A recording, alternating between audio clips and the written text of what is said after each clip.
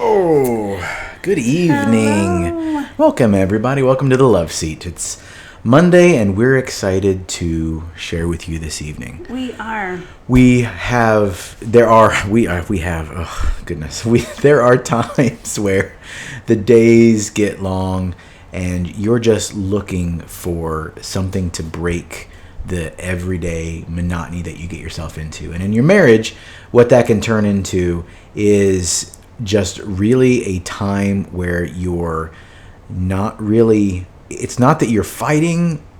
I mean, you're kind of getting along, but you're not really on the same page, but you're feeling a little, something just doesn't feel right. And we're going to talk about that tonight. Here at the Love Seat, Doug and I have been married for 21 years, and we want to share some of our experiences, the lessons that we've learned. We have 5 kids.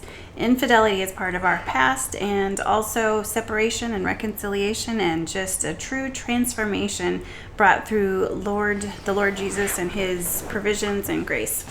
So we just desire to be transparent and share, and tonight we'll share a little bit about 10 things We'll I love share about you. our continued apparent issues with technology. I tell you what. New software. So last week, if you watched the newbies and their Facebook Live, you saw some sort of ad for Google, and we're using software with our phones, and it just froze up. I'm not sure why. I thought we had that all beat, so I apologize for that. Oh, goodness. We're working on it. We're trying. Okay, so it's the first week of August. It's the first week of August. How is your summer going? My summer is...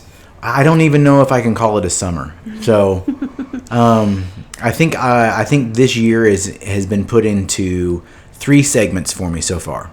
First was it's a new year and the excitement of everything that's going to come that year. Phase 2 was the COVID and all the process of everything, just realizing I'm not in control of anything and just living day to day as best as I could. And 3 is coming out of that.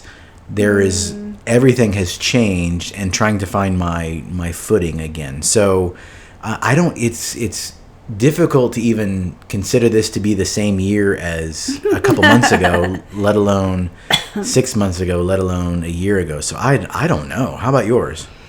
Well, it definitely hasn't felt like a summer between quarantine and kids being out of school, but still in school. So that was kind of anticlimactic, because when summer break truly did start, it was like, oh, okay. And then we've moved, so our summer has been kind of odd in that regard. And so now here we are, and it is the first week of August. We start school in about a month, and we're just kind of hitting that stride of what do we do now? Typically, this is when we are just really kind of trying to dig in deep and make summer fun. I know that depending on what school looks like, school in whatever form it's taking shape of this year starts in a few weeks for families. So we're in those last few weeks of just trying to make the most of whatever summer looks like. Right, yeah. So it's really easy for your marriage to take a back burner. I don't even know if it's take a back burner. It's you almost, I feel like I fight the urge to be to self-preserve. Like I find myself focused a lot more on myself than even on you. And not because anything's wrong, not because things are even bad, or not even that there's tons of miscommunication. I just, for some reason, I found myself really drawing, okay, Doug, what do you need? What do you want? Because everything's so out of control. You can only focus on kind of where you're at. I don't know. Is anyone else out there feeling that? Leave us a comment or a like if you can relate to that. Like if you can relate, just feeling really fighting selfish feelings. So it's easy, and I'm feeling kind of tapped out. I'm feeling kind of just spent and not really any sign of reprieve or refreshment coming. Give us a heart if you can relate to that feeling, because I think I feel a little bit of that too. So, with both of us just not really being our best selves, we aren't really giving each other our best. No, it's really difficult to give even close to best. So, we recently participated in an exercise that we haven't done for many, many years. Yeah, it's been a while. And it was helpful. And we got a heart. Someone. Yay, somebody can relate to me. I didn't see a like, so they're not relating to me, but they're relating to you. Yay, that's what's important. And so, some people get surprised when we talk honestly that we're having troubles, or I'm feeling selfish, or you're feeling spent, like, so you don't have a perfect marriage. And I'm not saying people think we have a perfect marriage, but there can come off, especially since we're on Facebook Live talking about marriage, that there's an air of perfection to our marriage, and it couldn't be further from the truth. We try to be as transparent as we can to say we've seen the worst in each other, and we've been the worst that ourselves can be, and we just know how not to do it. Well, we work for what you see. Yeah. That's much more eloquently. So it isn't that we think the best of each other all the time, or that I always think you're funny, or that we always get along, because that is not the case. We work really hard to make it the best it can be, while acknowledging that we are just human. Yeah, we have bad days and good days, and I think you're right. People, it's work. Marriage is work. Even when it's good, you can give me a thumbs up in your marriage. Even when it's good, it's still work. It's never. Can't coast. You can't coast. Mm-mm. I keep taking away. Go ahead. So talking over you. We did this exercise recently. Something that we did way back when we were newly married. I remember doing it. We've done it since then too. And it's not anything phenomenal. 10 things I love about you. And we just made a list of the things that we each love about each other. So I'm going to read the list that I wrote. So we each had this paper, and we took a couple minutes and filled it out. Hold on, I think we're freezing here.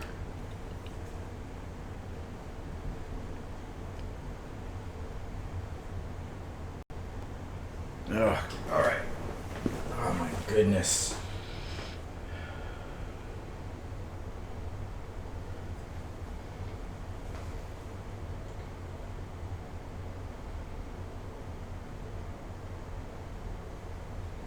All right, is that good? Yeah, I can see myself. Okay. Go ahead. Okay, so 10 things I love about you. So we took a few minutes, and I filled this out, and you filled it out, and then we read it to each other. Yeah. We were with another couple. We don't just do this randomly. But I found it really beneficial, so that's why we're sharing it. The goal is to do it just by yourselves. I mean, that would be something that we are going to recommend that you do by yourselves. But yes, it is a good exercise to start getting yourself to think about these things. I can't say that I spontaneously sat us down and said, honey, let's make a list of the things that we love about each other. That would not have happened. Okay, so the things I love about you. Sounds like maybe it needs to. You're smart. I wrote your humor, and then I added the adjective smart. Your smart humor. You're loyal to me and to others. Your integrity, the love of the Lord. That physical fitness is important, and spiritual fitness is important, and both of those are a continual priority. You make me a daily priority. You love our kids well. You always strive to do and be better, and you deal with technology for me. Sometimes not very well, as you can see tonight. It's kind of a mixed bag, if that works well. Okay, so I made this list. Yes. And it just reminded me of why I love you. So even if you're feeling selfish, I'm feeling tapped out, those times that we just don't really maybe like each other just because we're just kind of tired of the situation we're in, not that you're any different or I'm any different, and maybe I am. Maybe I haven't been sleeping well, or the kids have been crabby and that's rubbing off on me, or you're having a bad day at work, whatever the case may be. I just found this really beneficial. And one of the things that I really enjoyed about this particular exercise was that realization that my love for you is growing. I know that this list, maybe there's one or two things that are on this list that were on it when I did it 10 or 20 years ago.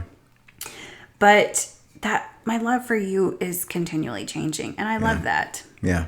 It grows and takes different shape depending on sometimes the current need that you have. So, in a season of moving, if we did this exercise a month ago, part of it just might be, the hard work ethic that I have to just get things, to get a task completed because we needed to move out of the other house. And so each season you have, these things can change, which is why I recommend. How often would you recommend people visit something like this?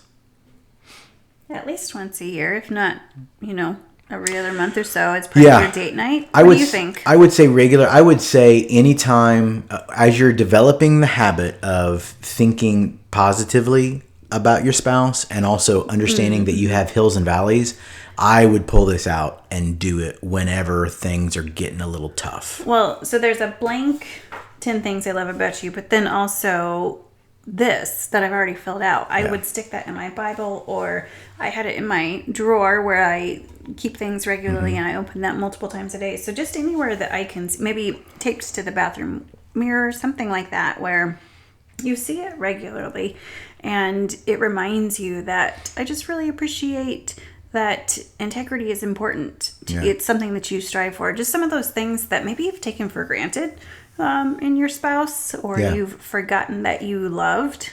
Yeah, because sometimes when you do life, you forget, why you love that person.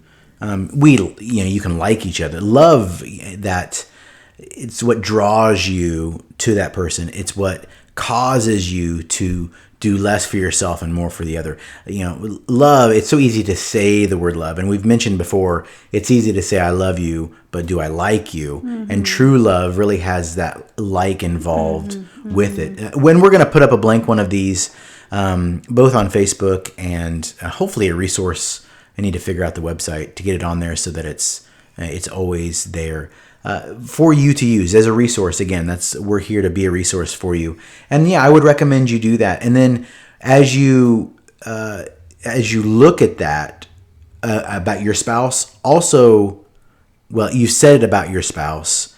I would then take that, and as you are, like in the morning, if you're waking up and if you're struggling, because we both mentioned how we're struggling. And if I know Carrie's struggling, there's things on that list, things I love about her that I can, as I'm waking up, say and just start the day with the positive thing about the person before the day begins. Because usually the day starts okay because we have our coffee and we usually have a conversation or a chat. But a lot of times, like this morning, I was up and I was having my coffee and the first face I saw was Bella's face. And she's 5. She's 5. And she's loud. Yeah, and even in the mornings. Which is fine that I saw her, but I knew that meant we weren't going to have any just you and me time. So if I'm counting on that you and me time to fuel me, then I'm in trouble already because I've lost that. And if you don't have kids, it's the same way. If you don't wake up in enough time to have that conversation, work gets in the way. Whatever it is that life has for you, if you don't make that time. And even when you try to make that time, maybe you get an early email or maybe you get a phone call or there's so many things to interrupt the relationship between you and your spouse that you really need to make it a priority to think positively about them. And making this list, then you can wake up and even if you don't have that conversation, you're thinking about that. And then maybe something pops in your mind about that person and you can't wait to share it with them too. So then the first thing you see them, you're saying, oh, I thought about this. And now you're feeding that person right away. So I was just going to say that for those of you who are watching and maybe you're thinking, oh, this is good, these are good tips, or one time, long time ago, they said something great. I really wish that my spouse would see this or watch this and they're just not interested. Maybe your spouse isn't on Facebook. Maybe your spouse doesn't really want to watch videos or listen to audio. Maybe they prefer to read instead. So you take this information and you just send them a quick text that says, I love that you deal with technology for me. And just let it be, even if you aren't doing this together, let it be a reminder to you of your love for your spouse. Whenever I express my love to you, what does that and compel might be too strong a word, but what does that generally cause you to want to do? Well, express my love to you or do something that I know you appreciate. Love and kindness reciprocates love and kindness. So even if you don't do the exercise together, like Carrie was saying, if you reach out and you say that, most likely, I mean, I can't say 100% of the time, most likely your spouse is going to respond in kind, a thank you, and then they're already thinking about something that they love about you, and it just creates this cycle of love and good communication. So that way, when the other stuff comes out, it's really just you're blowing past it to get back to the good stuff. I think that's a great way to start the week. Yeah, that's best way to start a Monday, especially if you're feeling Monday-y. Yeah, August is kind of a funny month. It's the end of summer. It's the beginning of school. Is August the Thursday of the year of the summer? Because you can't wait. It's not Fridays. It's not quite Friday. There's still a little bit but left. It's not early in the week. You're past the hump of the week. In any case. That's true. Happy Monday. Happy August. That's what the title of this should have been. August is the Thursday of the summer. Oh my goodness. Well, we wish you all just really encouraging thoughts. We hope that you really find new love and renewed love for your spouse. We'll have this sheet on the website on Facebook here for you to fill out if you want to, or you can just simply grab a piece of paper and write the numbers 1 through 10 and get going. Yeah. Nothing special about 10. No. It's just a lot of people do things in sets of 10. So, I don't know if it's a throwback to Dave Letterman or having a top 10 list. Top 10 list. But, 10 is just kind of that number. But just like Carrie said, even if you just text, you don't have to use a special form. Yep. Just start with 1 or start with 3. You don't have to get to 10 if that's hard. Sometimes 1 is good. One is what you want anyway. All right. We wish you all a wonderful week. Yeah, enjoy. It's so great to connect with you. And if we want to connect with you, continually connect with you. We'll be on the social media platforms this week, but then send us an email at connectedtoloveseed.org or message us in Facebook or Instagram. We would just love to talk with you and share with you, encourage you, and hear from you too, because you guys have stories that we want to hear. And yes. And by you withholding, we're not benefiting. So we would like to benefit from you. So please reach out. Have a great week, everybody. Yeah, we'll see you next time, hopefully with less camera issues. Tech issues. Yeah, oh well. Take care, guys.